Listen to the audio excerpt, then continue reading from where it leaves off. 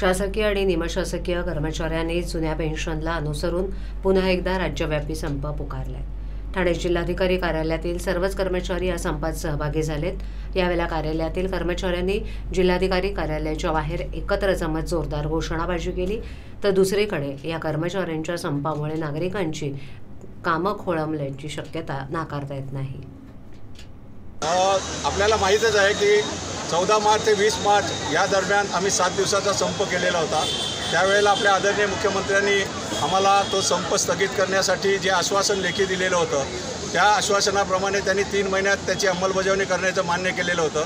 परंतु त्याला आता 9 महिने झालेत। समितीचा अहवालसुद्धा आलेला आहे, परंतु त्याच्यात निर्णय न घेतल्यामुळं आम्ही शासनाला 8 नोव्हेंबर रोजी नोटीस दिली होती की 14 डिसेंबरच्या अगोदर त्याच्यावर निर्णय घ्यावा, नाहीतर तुम्ही निर्णय नाही घेतला तर आम्ही त्यामुळं बेमुदत संपावर जाणार आहोत आणि त्याची जबाबदारी आपली शासनाची राहील असे आम्ही शासनाला सांगितलं होतं। परंतु शासनाने जाणून-बुजून त्याच्याकडे दुर्लक्ष केलेलं आहे।